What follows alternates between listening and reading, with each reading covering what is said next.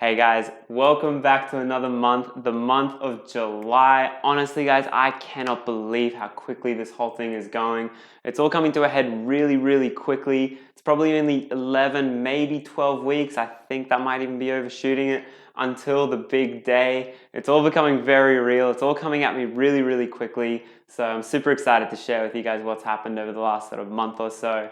As always, I really appreciate you guys being here, watching this and supporting me throughout this journey. Thank you all for that. And I did go a little bit quiet on you guys last month. I was actually in New Zealand. I was super lucky to sort of jump in as the travel bubble was a little bit, I guess, open, and was a little bit lucky to get into the country. Avoided lockdown here in Brisbane while we were there in New Zealand and got back in without any problems. So super happy about that. You would have seen my video go up for my run through New Zealand, the most beautiful run I've done in my entire life.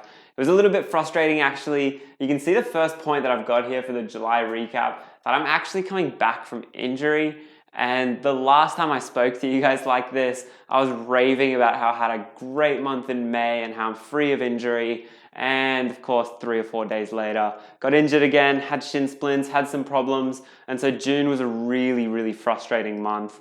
That run that you guys saw was actually one of the only runs I did in June, so it was pretty disappointing. But I worked really hard to get back from injury, and I'm back now. I've had a cracker month in July, and so again, it's all smiles. You guys know how much I like to smile. You know how much I like to be positive, and I can be positive today because July has been awesome.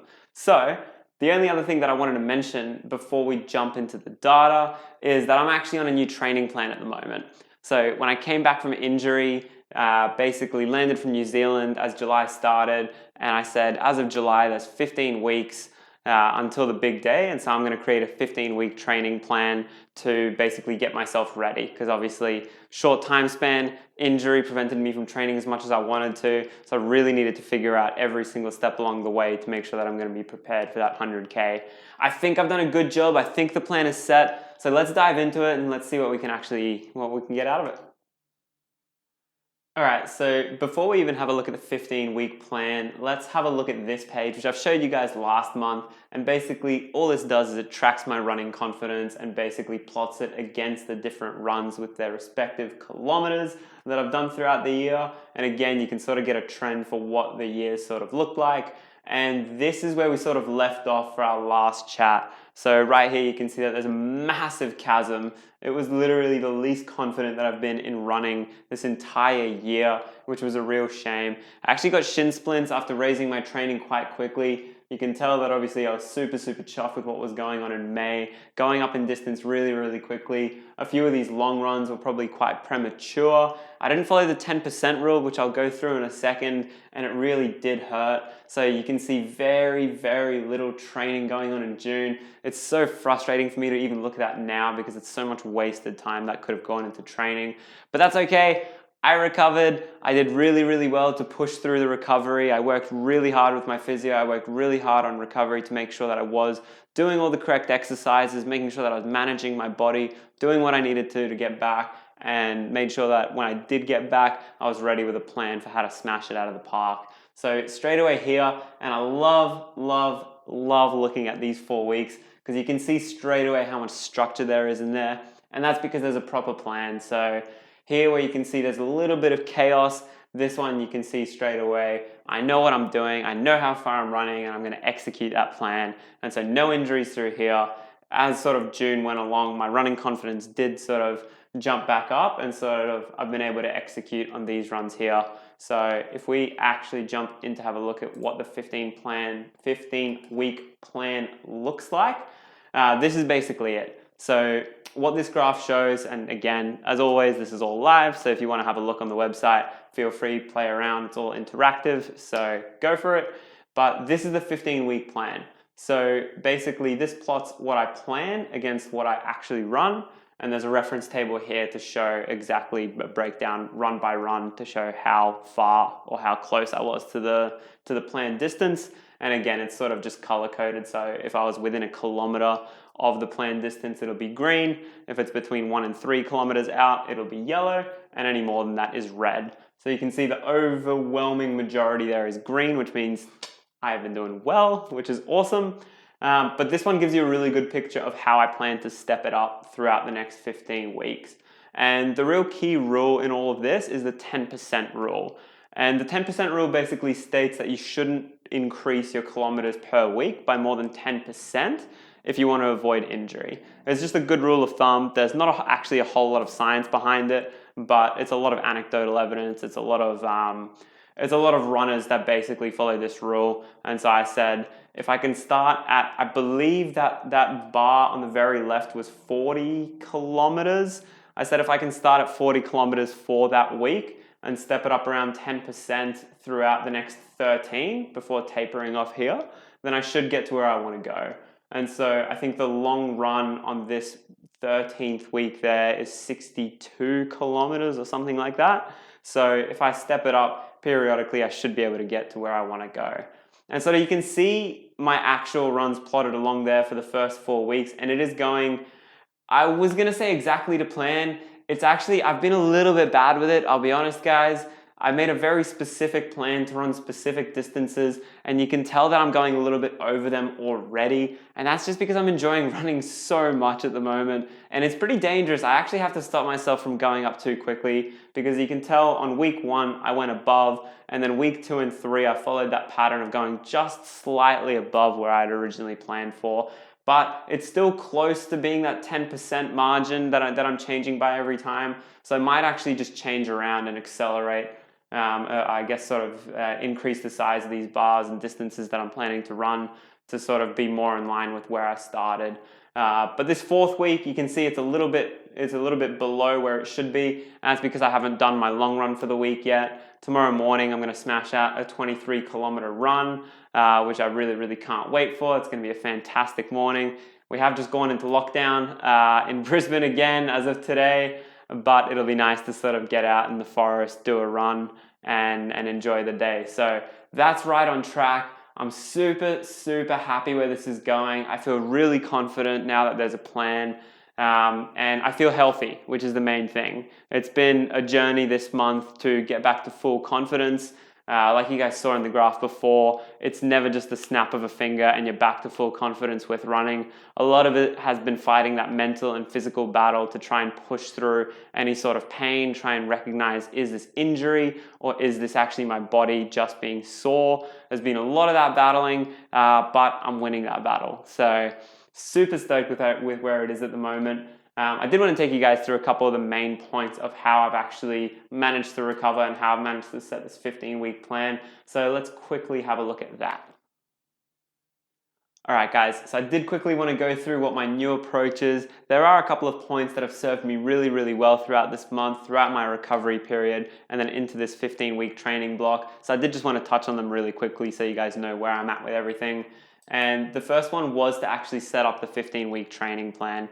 And I think mentally as well as physically, it's helped me massively because actually doing it mathematically and stepping out, how far can I get by increasing 10% per week? It sort of makes me secure that as long as I stick to that plan, I don't need to go overboard with my distances. The end goal is there, I can get there, and I don't need to go beyond myself to actually get to where I need to go. So that for me has been really fantastic. Following a structure has been great, and I've just really enjoyed the training plan so far. Second one is related to the training plan itself, which is what I talked about before. The 10% rule I feel like has been super important. Every single week that I've been running so far, and this is week 4 at the moment, it is Saturday, so it'll finish up very quickly. I felt like my body has been just where it needs to be in terms of the distances. So I don't feel like I'm wasting energy. I don't feel like I've got a whole lot left in the tank to work with, but I also don't think I'm pushing it further than I need to go. So obviously the real problem when you're running is overconfidence, is feeling great, especially when it's just a nice day out, you're really enjoying the run. The temptation is there to just keep going, keep enjoying that run, and that's where you tend to hurt yourself. Well, that's at least where I tend to hurt myself and where I've had problems in the past. So having that structure there to keep me in line has been super beneficial. So that 10% rule has worked out really well. The third one is I've got new shoes. So suggested by my coach, Shona, I'm now wearing, I should have brought them. I don't know why I didn't bring them. That was silly. But they are the La Sportivas Helios threes. That's a mouthful to get out, but fantastic shoes, trail running specific. They're probably not going to be the shoes that I race in because they're not super rigid. Again, I don't really understand super well about what a good racing shoe should be, but talking to Shona and talking to the guys at La Sportiva, they tended to think that it's a good training shoe, but it's not the perfect shoe for racing. So I'll keep you guys updated on what I will transition to for the race, but for training, they've been fantastic. So that's been good, a lot of support, enough cushioning, and I feel like it's been really good at keeping me stable and not injured. And then the fourth one's kind of funny. So I've got this concept that I've taken out of some book somewhere that I wish I looked up before I got on here, but it's the 1% rule. And what it says is that if you can get better in a whole bunch of areas by 1%, then that's going to compound and make you better as a whole by a lot more than 1%. Because of course the rule of compounding is obviously, what's the word? Exponential. That's the one. I'm glad I got that. So this is one of those 1% things that I thought I can take little steps to make sure that I don't get injured throughout this 15-week plan, and I'm going to do every little thing to make sure that I don't get injured. So I have avoided concrete like the plague. Honestly, I've gone to great extents to not run on concrete. I run on grass and I run on trail, and for now that's served me well because obviously it's a lot softer on the joints. It's a lot softer on the shin, so obviously shin splints, just repeated contact, and I wanted to sort of minimize what that was doing to my legs. And so literally at work, what I'll do is I'll go out for a run at lunchtime, and instead of doing my normal loop around the highway and some paths and sort of a nice run that I do, instead I do a run down the bike path on which there is a grass strip about that thick, I'm not kidding, and I run along that. And I think people think I'm really weird when there's bikers or cyclists or people walking there and they see me down this little grass strip next to this massive open path. So I run down that and then I end up at this little field where I think it's just council land where they store mulch for some reason. Maybe it's not council. I don't know what it is, but it's this weird little grass patch where I do a 600-meter loop over and over and over again. And that's the extent that I'm willing to go to at the moment to avoid concrete. It's super boring doing that sort of run throughout the day, 4 or 5 times a week, but I guess the sights are on the main goal, and I'm willing to take that little bit more of a boring run to actually get to where I want to go.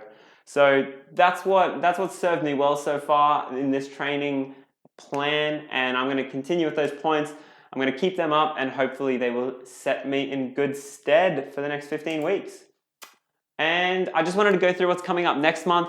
Super, super excited about the vlog next month. So this is, I think, the third last one before the race. And what we're going to do next month is we're going to launch the fundraising campaign. So I've really, really been excited about this, guys, because I think we're going to get to make a difference in a lot of people's lives with this.